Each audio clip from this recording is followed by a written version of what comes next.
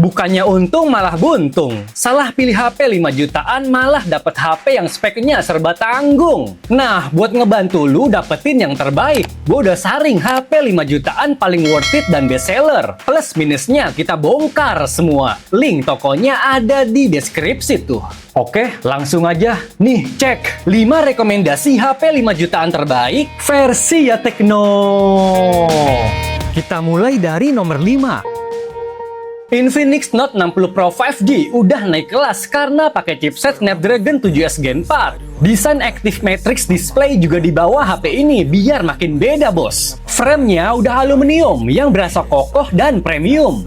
Buat layar 6,8 inci yang dibawanya, dia udah pakai panel AMOLED 144Hz dan proteksi Gorilla Glass 7 Eye. Nggak cuma itu aja bos, kecerahannya juga sampai 4500 nits yang tetap cerah walaupun kesorot matahari. Tapi sayangnya ratingnya cuma sebatas IP64, bukan IP68 atau IP69. Ada 2 varian memori yang bisa lu pilih nantinya, yaitu 8/256GB dan 12/256GB. Sensor kamera belakangnya emang bukan yang wah banget, tapi Infinix bilang kamera belakangnya punya dynamic range yang apik dan warna yang realistis. Baterainya dibuat badak 6500 mAh biar majikannya nggak gampang ngecas. Terus kalau baterainya lowbat, ngecasnya juga ngebut banget berkat fast charging 90 watt. Tapi ya gitu, fitur wireless charging masih absen di Infinix Note 60 Pro 5G. Gas, kalau lu naksir sama Infinix Note 60 Pro 5G, HP-nya bisa disikat lewat ya Tekno Store yang di Shopee dan Tokopedia. Kirim instan sampai COD juga bisa banget bos. Link tokonya ada di deskripsi tuh.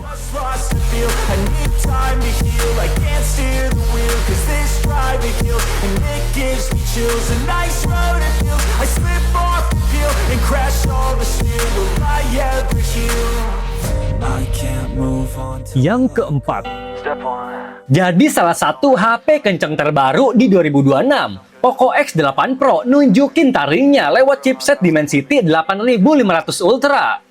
Sebenarnya harga jual HP ini mulai 4 jutaan, tapi buat yang punya budget 5 jutaan, bisa pilih varian memori 8/512GB atau 12/512GB. Desainnya emang kelihatan kalem, tapi menariknya Poco ngasih dynamic RGB light yang diletakin di 2 lingkaran kameranya. Layarnya lumayan kompak di 6,59 inci AMOLED 120Hz 1,5K. Ratingnya juga udah IP68 atau IP69K yang termasuk jempolan buat kelas harganya. Dan berkat chipset Dimensity 8500 Ultra yang Antutunya tembus 2,2 jutaan poin, game berat kayak PUBG atau Genshin bisa berjalan dengan mulus bos. Kamera emang nggak sebagus Canon 50 Pro 5G yang ada lensa telefoto, tapi buat sekedar jepret foto dan rekam video santai, hasilnya udah lumayan bagus sebagai HP gaming. Yang gue suka juga, Poco berani ngasih baterai badak 6500 mAh plus fast charging 100 watt. Oke, kalau lu tertarik sama Poco X8 Pro 5G, HP-nya bisa disikat lewat ya Tekno Store yang di Shopee dan Tokopedia. Link tokonya ada di deskripsi tuh.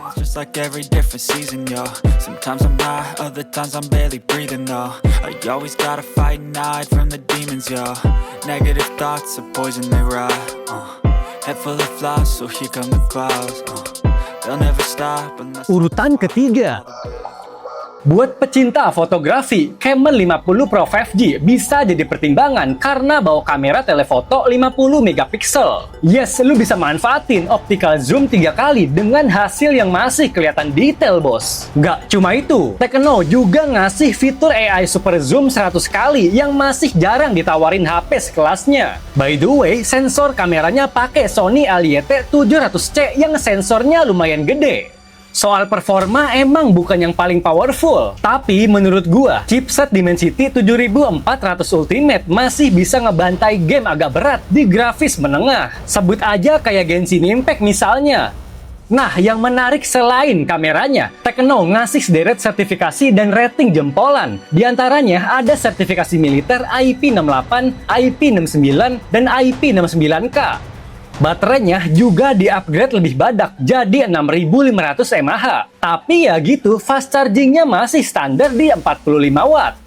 Pokoknya kalau kebutuhan lu lebih ke kamera, Camon 50 Pro 5G ini menarik banget. Nah, lu bisa sikat HP-nya lewat ya Teknostore yang di Shopee dan Tokopedia. Link tokonya ada di deskripsi tuh.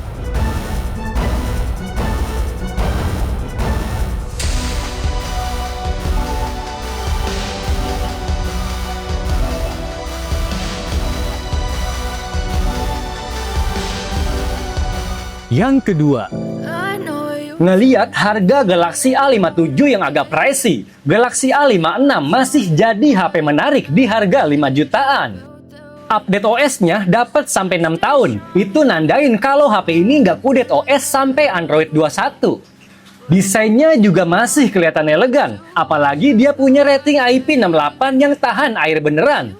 Layar Super AMOLED 120Hz termasuk jernih dan mulus. Apalagi Samsung ngasih bodi belakang kaca dan frame aluminium. Soal mesin tempurnya, chipsetnya pakai Exynos 1580 yang agak gesit, irit, dan bisa diandelin buat gaming menengah. Buat kemampuan fotografinya, kamera belakangnya bisa rekam 4K dengan lumayan stabil, bos. Buat hasil foto juga nggak ada komplain. Hasilnya bagus dari segi ketajaman, exposure, dan rentang dinamisnya. Nah, kalau lu kegoda sama Galaxy A56 5G, HP-nya bisa dibeli lewat link di deskripsi tuh.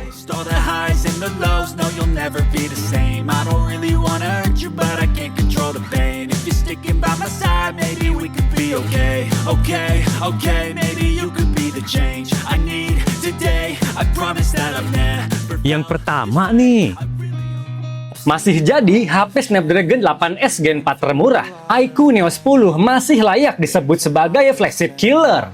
Buat main game berat kayak PUBG sampai Genshin Impact, semua bisa lu libas di grafis tinggi tanpa takut overheat. Kalau biasanya HP kentang lu cepat lowbat, di iQOO Neo 10 baterainya awet banget karena punya kapasitas 7000 mAh. Walaupun baterainya segede itu, ngecasnya bakal ngacir berkat fast charging 120 watt. Fitur bypass charging sampai speaker stereo yang menggelegar juga ditawarin iQOO Neo 10. Tapi soal kualitas bodinya, sayangnya dia masih pakai bodi plastik. Puas sama performanya, iQOO Neo 10 juga punya layar AMOLED 144Hz dengan kecerahan sampai 5500 nits. Lewat kamera belakang Sony IMX882 dan teknologi All Pixel Omnidirection. Hasil jepretan kamera dan videonya termasuk lumayan juga. Oke, kalau lu tertarik sama iQOO Neo 10, HP-nya bisa dibeli lewat link di deskripsi tuh.